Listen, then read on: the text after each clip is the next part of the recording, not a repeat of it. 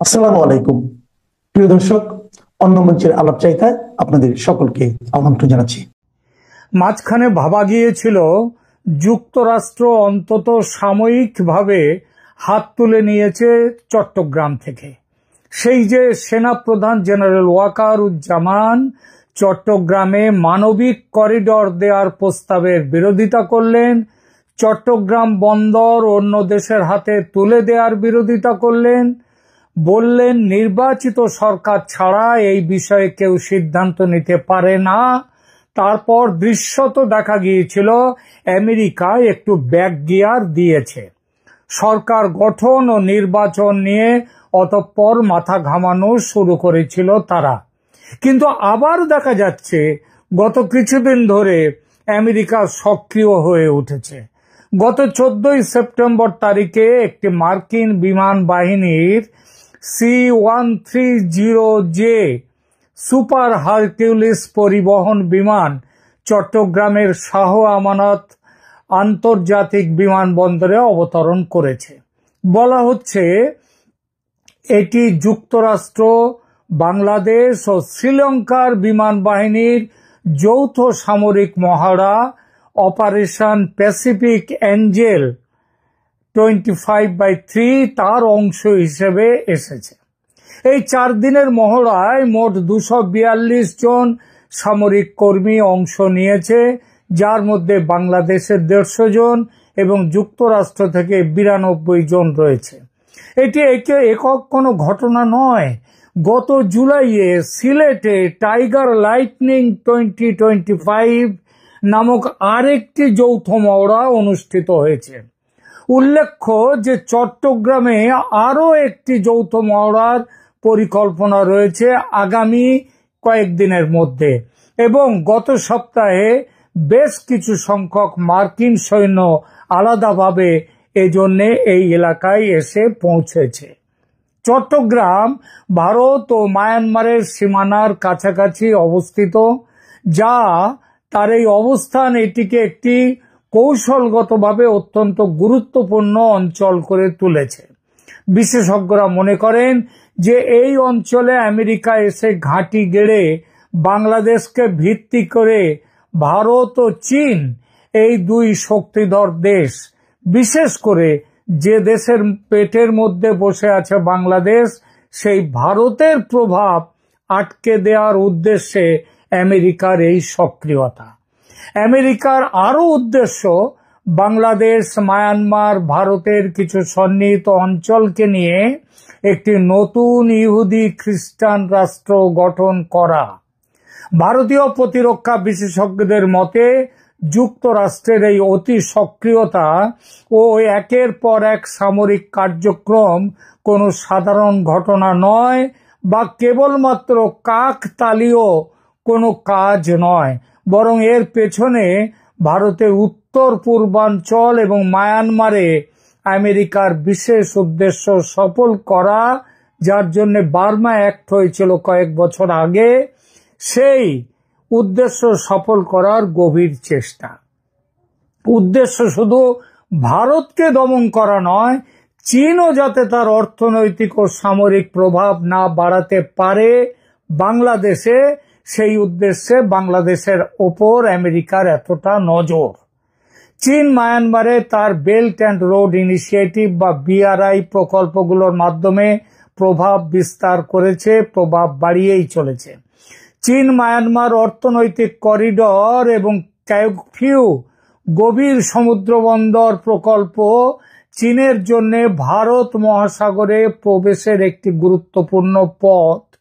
আর ওই ইন্দো প্যাসিফিকে চীনের এই গুরুত্বপূর্ণ পথটিকে বন্ধ করার জন্য বাংলাদেশে বসতি ঘাঁটি তৈরি করতে চায় আমেরিকা। এই করিডরটি, এই যে চীনের CMEC অর্থাৎ চায়না মায়ানমার ইকোনমিক করিডর, এটা চীনের ইউনান প্রদেশ থেকে শুরু করে মায়ানমারের পশ্চিম উপকূল পর্যন্ত বিস্তৃত। 2025 সালের মার্চের তথ্য অনুযায়ী চীন মায়ানমারের সামরিক জান্তাকে অস্ত্র সরবরাহ, ড্রোন প্রযুক্তি এবং প্রতিরক্ষা শিল্পে প্রযুক্তিবিদ প্রেরণের মাধ্যমে সক্রিয় সহায়তা দিচ্ছে।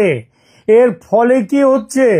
এর ফলে এই মুহূর্তে যে বাংলাদেশের সন্নিকটে যে আরাকানের যে আরাকান আর্মি কিন্তু এখন একটু পিছিয়ে এসেছে। আরাকান আর্মির এই পিছিয়ে এসেছে এবং এর ফলে আবার মায়ানমারের সরকারি বাহিনী তাদের কিন্তু অগ্রগতি শুরু হয়েছে। চীন এমনকি একটি যৌথ নিরাপত্তা কোম্পানি গঠনের ব্যাপারেও আলোচনা করেছে মায়ানমার সরকারের সঙ্গে।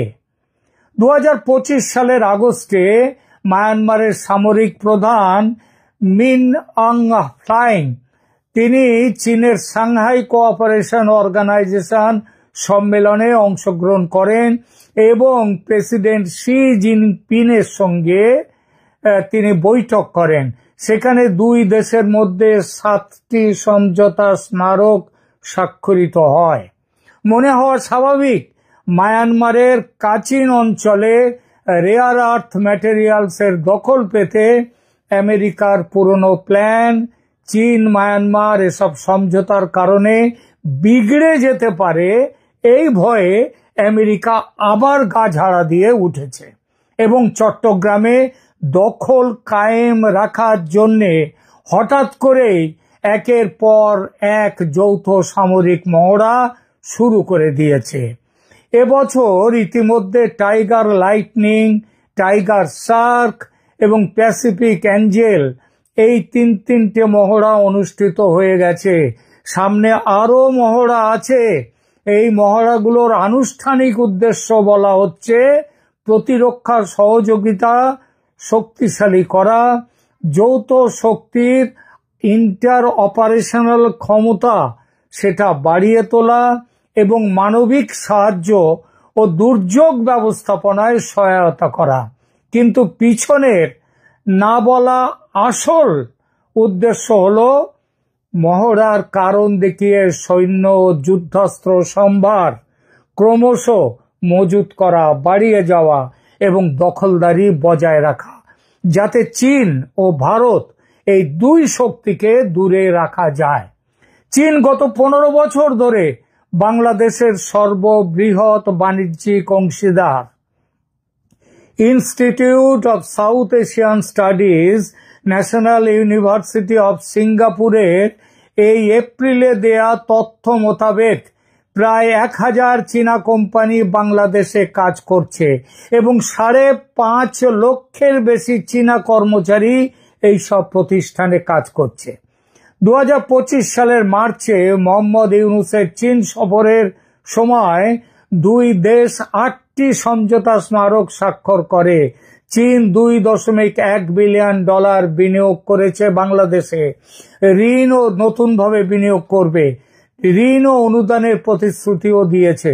সুতরাং সহজে ছাড়বে না চীনও। শুধু অর্থনৈতিক সহযোগিতা নয়, কূটনৈতিক সমর্থনও দিচ্ছে চীন।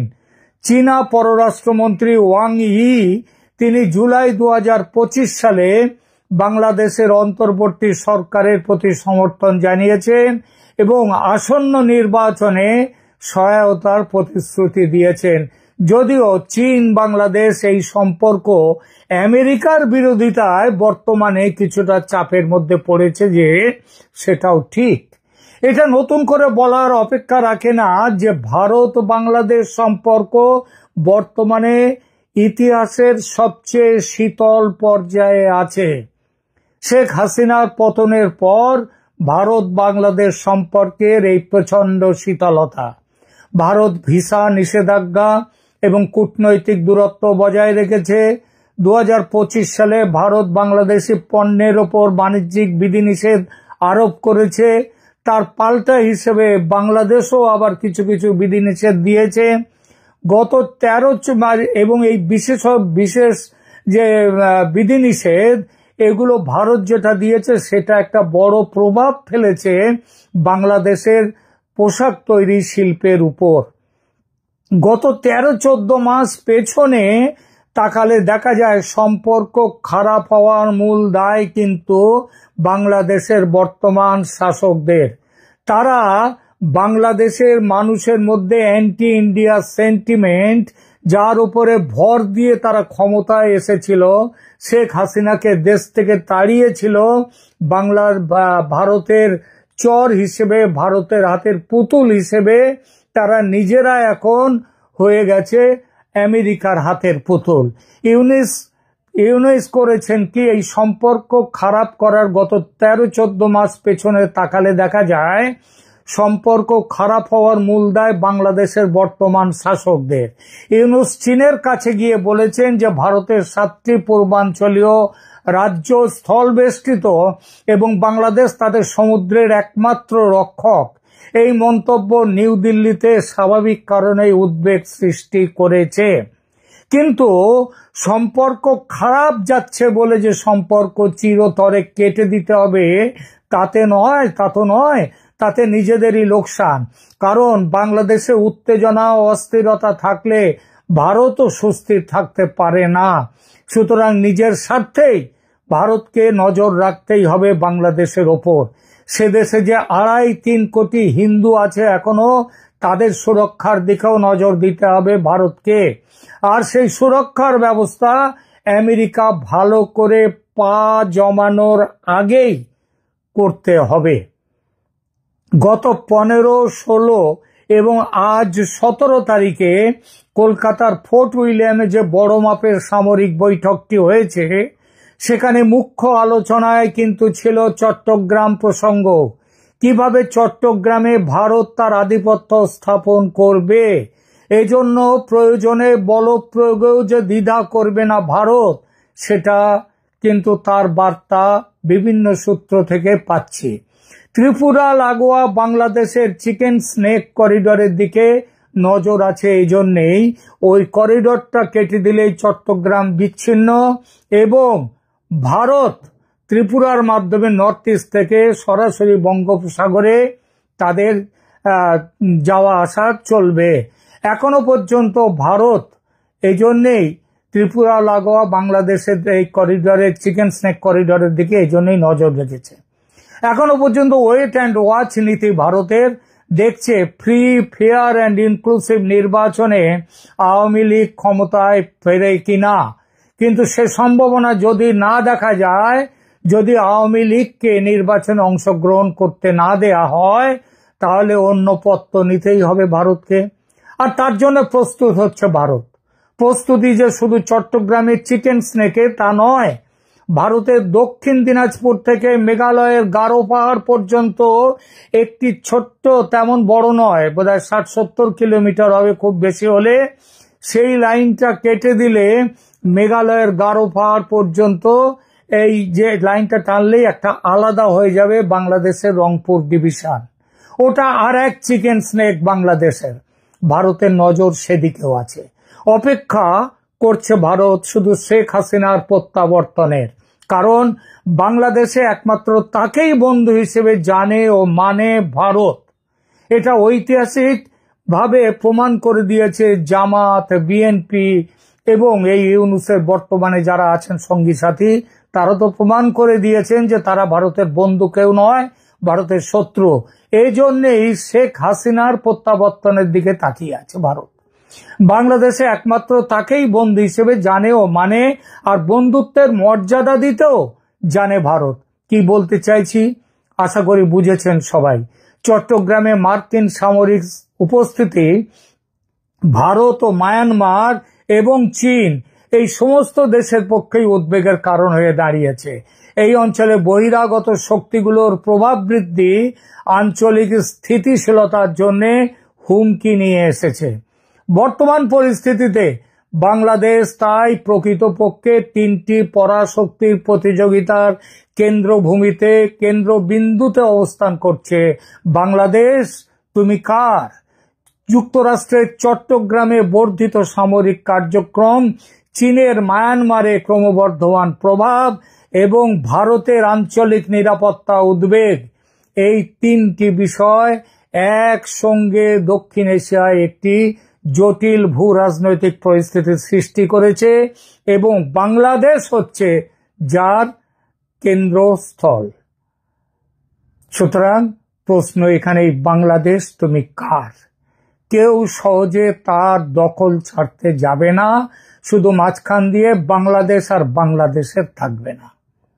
এখনকার মতো এখানেই রাখছি, ভালো থাকবেন, ধন্যবাদ।